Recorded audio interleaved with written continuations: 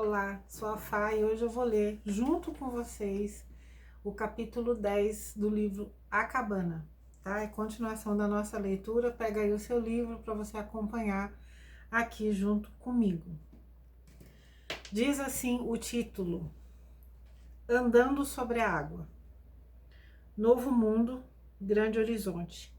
Abra os olhos e veja que é verdade. Novo mundo, do outro lado das assustadoras ondas azuis. David Wilcox. Jesus terminou de lixar o último canto do que parecia um pequeno baú que estava numa bancada da carpintaria. Passou os dedos pela borda lisa, sorriu satisfeito e pousou a lixa. Saiu pela porta espanando o pó do jeans e da camiseta enquanto Mac se aproximava. Olá, Mac. Eu estava dando os últimos retoques no meu projeto para amanhã. Gostaria de dar uma volta? Mac pensou no tempo que haviam passado juntos na véspera sob as estrelas. Se você vai, eu gostaria sim, respondeu. Por que vocês vivem falando sobre amanhã? É um grande dia para você, um dos motivos pelos quais está aqui. Vamos! Há um lugar especial que quero lhe mostrar, do outro lado do lago, e o panorama é indescritível. De lá se podem ver alguns dos picos mais altos. Ah, deve ser fantástico, respondeu Mac entusiasmado. Parece que você pegou o lanche, então podemos ir. Em vez de se desviar para algum lado do lago, onde devia haver uma trilha, Jesus foi direto para o cais. O dia estava luminoso e lindo. O sol esquentava a pele, mas não demais, e uma brisa fresca e perfumada acariciava o rosto dos dois, suave e amorosamente. Mac imaginou que pegaria uma das canoas presas às estacas do cais e ficou surpreso quando Jesus não hesitou ao passar pela última, indo diretamente para o fim do pier. Ao chegar no final, ele se virou para Mac e riu. Primeiro você, disse com um floreio e uma reverência. Tá brincando, né? Reagiu Mac. Achei que íamos andar e não nadar. E vamos. Só pensei que atravessando o lago levaria menos tempo do que rodeando. Não sou um nadador fantástico e, além disso, a água parece muito fria, reclamou Mac. Bom, Jesus cruzou os braços. Nós dois sabemos que você é um nadador muito capaz e que já foi salva-vidas. A água está fria e o lago é fundo. Mas eu não estou falando em nadar. Quero atravessar andando com você. Mac finalmente se deu conta do que Jesus estava sugerindo. Tratava-se de andar sobre a água. Antecipando sua hesitação, Jesus afirmou. Vamos, Mac. Se Pedro conseguiu... Mac riu nervosamente. Para ter certeza, perguntou de novo. Se você quer que eu ande sobre a água até o outro lado, você quer que eu ande a... Desculpa. Você quer que eu ande sobre a água até o outro lado. É isso que está dizendo, não é? Você entende rápido, Mac. Tenho certeza de que ninguém consegue enganá-lo. Venha, é divertido. Ele riu. Mac foi até a borda do cais e olhou para baixo. A água batia suavemente apenas uns 30 centímetros abaixo de onde ele estava. Mas era como se fossem 30 metros. A distância parecia enorme. Mergulhar seria fácil.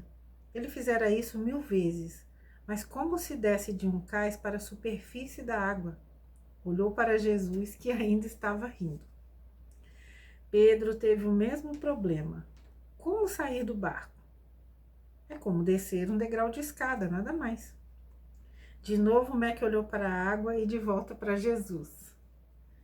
Então, por que é tão difícil para mim? Diga do que você tem medo, Mac. Bem, vejamos. Do que eu tenho medo?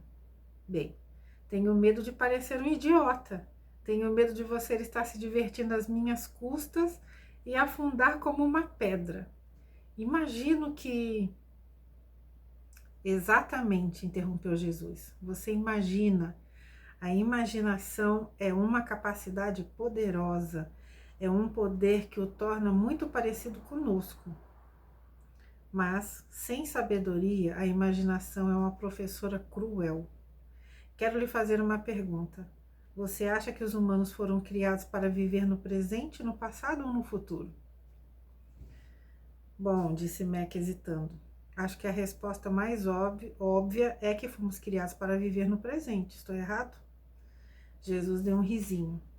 Relaxe, Mac. Isso não é o teste, é uma conversa. Você está corretíssimo, por sinal. Mas agora me diga onde você passa a maior parte do tempo em sua imaginação. No presente, no passado ou no futuro? Mac pensou um momento antes de responder. Acho que eu passo muito pouco tempo no presente. Passo grande parte dele no passado, mas na maior parte do tempo estou tentando adivinhar o futuro.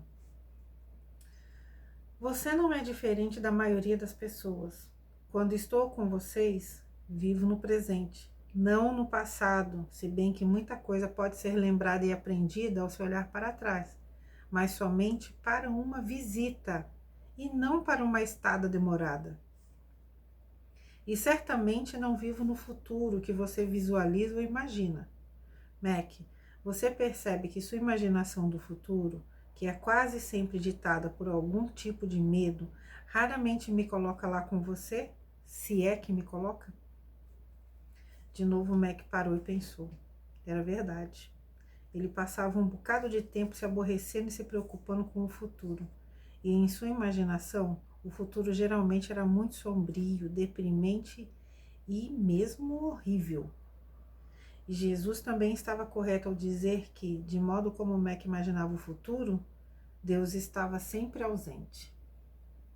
Por que faço isso? Perguntou Mac. É sua tentativa desesperada de conseguir algum controle sobre algo que você não pode controlar. É impossível ter poder sobre o futuro.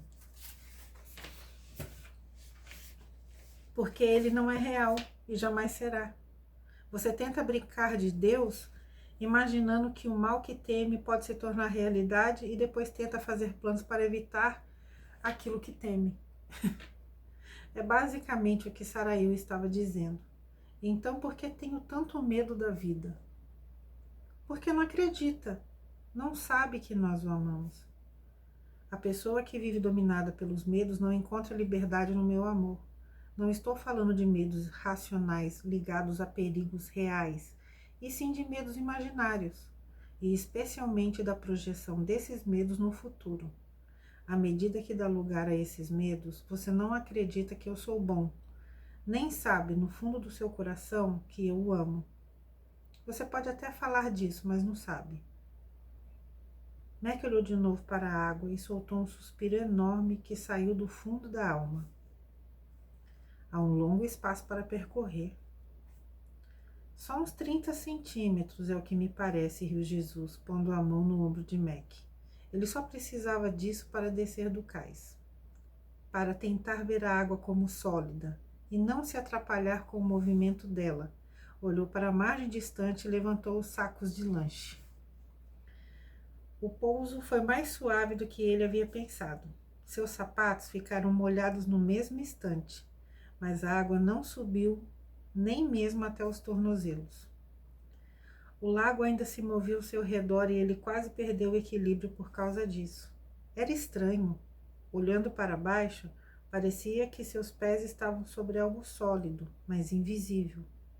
Virou-se e viu Jesus ao seu lado segurando os sapatos e as meias numa das mãos e sorrindo. Nós sempre tiramos os sapatos e as meias antes, disse ele rindo. Mac balançou a cabeça rindo também enquanto se sentava de novo na beira do cais. Acho que vou fazer isso. Tirou os sapatos, espremeu as meias e enrolou as pernas da calça. Partindo levando os calçados e as sacolas, e caminharam para a margem oposta, cerca de 800 metros de distância. A água era fresca e revigorante e fazia subir arrepios pela coluna. Caminhar sobre águas com Jesus parecia o modo mais natural de atravessar um lago, e Mac ria de orelha a orelha só de pensar no que estava fazendo. Isso é absolutamente ridículo e impossível, você sabe, exclamou finalmente. Claro, confirmou Jesus, rindo também. Chegaram rapidamente à outra margem e Mac parou pouco antes de atingi-la. À esquerda viu uma linda cachoeira se derramando pela borda de um penhasco e caindo até o lago. Ao lado da cachoeira havia uma campina cheia de flores selvagens que se espalhavam ao acaso, semeadas pelo vento. Tudo era espantoso e Mac ficou um momento absorto. Uma imagem de Missy relampejou em sua mente, mas não se fixou. Uma praia de pedrinhas esperava-os, e atrás dela uma floresta densa e rica erguia-se até a base de uma montanha encimada pela brancura da neve recém-caída. Mac saiu da água para as pedras pequenas, indo cautelosamente em direção a um tronco tombado.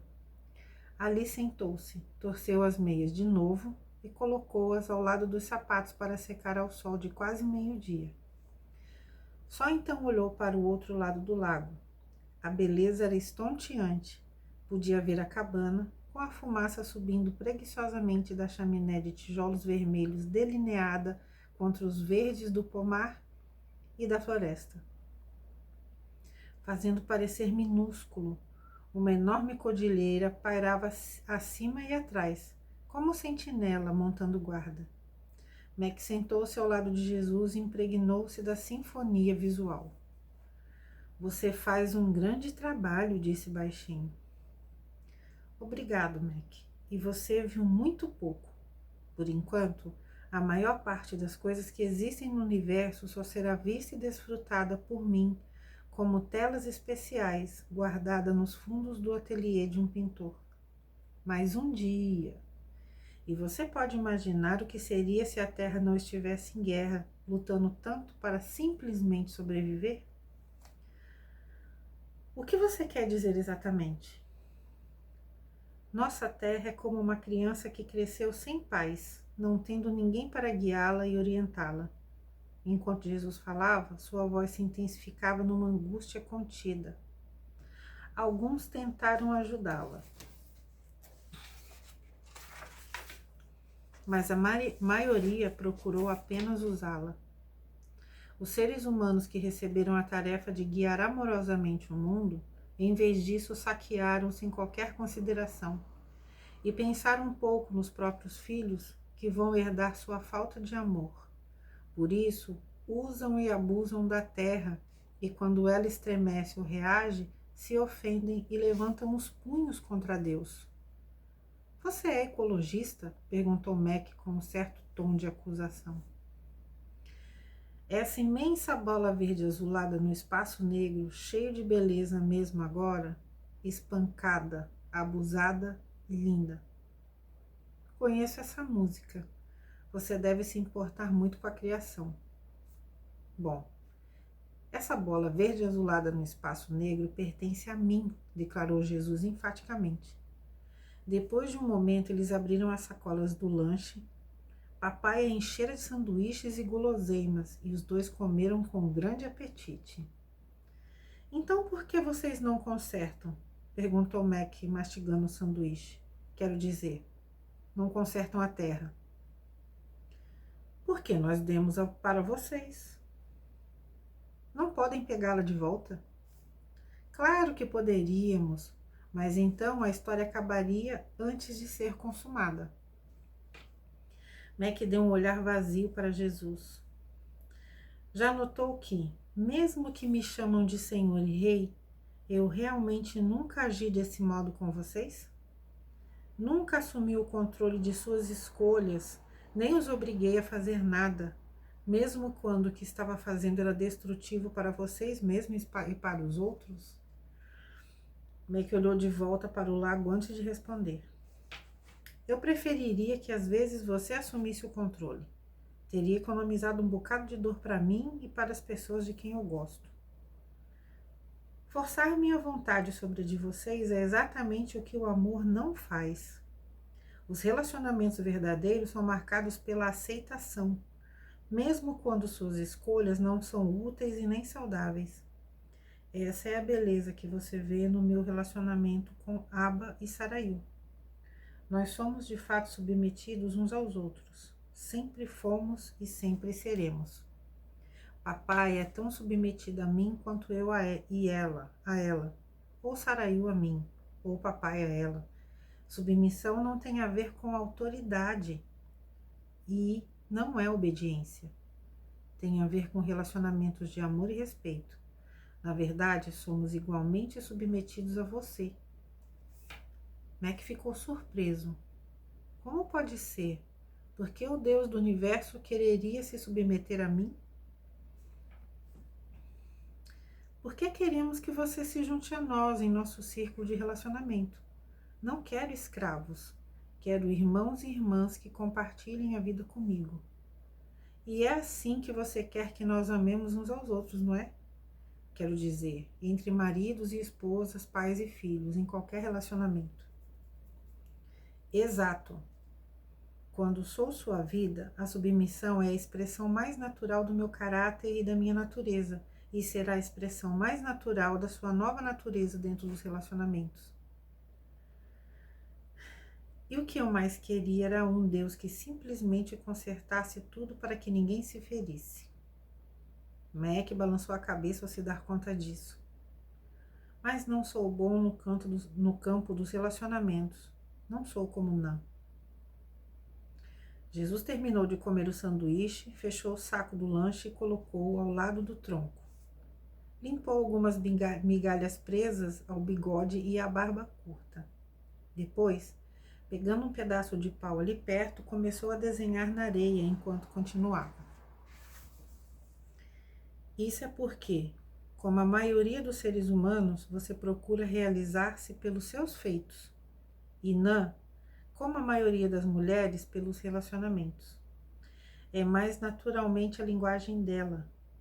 Jesus parou para contemplar uma águia pescadora mergulhar no lago a menos de 20 metros deles, e a seguir, lentamente elevar-se com as garras segurando uma grande truta que ainda lutava para escapar.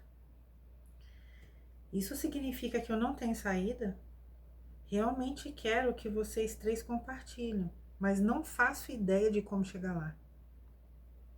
Há muita coisa obstruindo seu caminho agora, Mac, mas você não precisa continuar vivendo assim.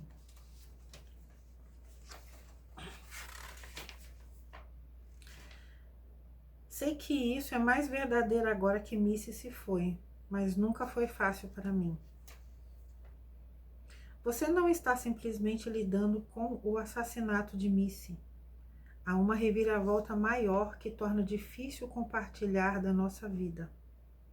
O mundo está partido porque no Éden vocês abandonaram o relacionamento conosco para afirmar a própria independência. A maioria dos humanos expressou isso voltando-se para o trabalho das mãos e para o suor do rosto em busca da identidade, do valor e da segurança. Ao optar por definir o que é bom e o que é mal, vocês buscam determinar seu próprio destino. Foi essa reviravolta que causou tanta dor. Jesus se firmou no pedaço de madeira para se levantar e parou enquanto Mac terminava de comer o sanduíche e se levantava também. Juntos, começaram a andar pela margem do lago. Mas isso não é tudo. O desejo da mulher, na verdade, a palavra é a virada. Assim, a virada da mulher não foi para a obra de suas mãos, e sim para o homem. E a reação dele foi dominá-la, assumir o poder sobre ela, tornar-se governante. Antes dessa escolha, a mulher encontrava sua identidade, sua segurança e sua compreensão do bem e do mal apenas em mim, da mesma forma que o homem. Não é de se espantar que eu me sinta um fracasso tão grande com Nan. Não consigo ser isso para ela. Você não foi feito para ser, e, ao tentar, estará brincando de Deus. Mac se abaixou, pegou numa pedra chata e atirou-a, ricocheteando sobre o lago. Há alguma saída para isso? É simples demais, mas nunca é fácil para vocês. A saída é voltar-se para mim, abrir mãos de seus hábitos de poder e manipulação e simplesmente voltar-se para mim. Jesus parecia estar implorando. As mulheres em geral acham difícil dar as costas para um homem e parar de exigir que ele atenda às suas necessidades, que proporcione segurança e proteja a identidade delas. Acham difícil retornar para mim.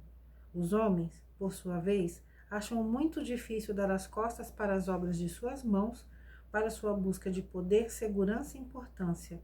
Também acham difícil retornar para mim. Sempre me perguntei por que os homens estão no comando, ponderou Mac. Os homens parecem ser a causa de muita dor no mundo, cometem a maior parte dos crimes e muitos são contra mulheres e, ele fez uma pausa, crianças. As mulheres, continuou Jesus enquanto pegava uma pedra e também a fazia ricochetear na água. Nos deram as costas em busca de outro relacionamento, ao passo que os homens viraram-se para eles mesmos e para o chão. O mundo, em vários sentidos, seria um lugar muito mais tranquilo e gentil se as mulheres governassem.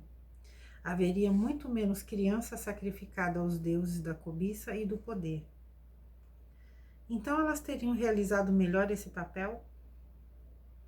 Melhor, talvez, mas ainda assim não seria suficiente. O poder nas mãos dos seres humanos independentes, sejam homens ou mulheres, corrompe. Mac, você não vê que representar papéis é o contrário do relacionamento? Queremos que homens e mulheres sejam parceiros, iguais face a face, cada qual único e diferente, distintos em gêneros, mas complementares, e cada um recebendo o poder unicamente de Sarayu, de quem se origina todo o poder e autoridade verdadeiros. Lembre-se, minha identidade não se baseia em desempenho e eu não preciso me encaixar nas estruturas feitas pelos humanos. Eu tenho a ver com ser. À medida que você cresce no relacionamento comigo, o que fizer simplesmente refletirá quem você realmente é. Mas você veio na forma de homem. Isso não significa alguma coisa? Sim, mas não o que muitos imaginam. Vim como homem para completar a imagem maravilhosa de como fizemos vocês. Desde o primeiro dia, escondemos a mulher no homem, de modo que na hora certa pudéssemos retirá-la de dentro dele. Não criamos o homem para viver sozinho. A mulher foi projetada desde o início. Ao tirá-la de dentro dele, de certa forma, ele deu à luz. Criamos um círculo de relacionamento como o nosso, mas para os humanos. Ela saindo dele e agora todos os homens, inclusive eu, nascidos dela, e tudo se originando ou nascendo de Deus. Ah, entendi, exclamou Mac, interrompendo o gesto de atirar outra pedra. Se a mulher fosse criada primeiro, não haveria um círculo de relacionamento e não se tornaria possível um relacionamento totalmente igual, cara a cara, entre o homem e a mulher, certo? Certíssimo, Mac. Jesus olhou e riu.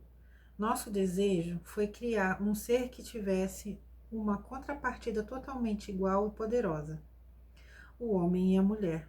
Mas sua independência com a busca de poder e de realização, na verdade, destrói o relacionamento que seu coração deseja.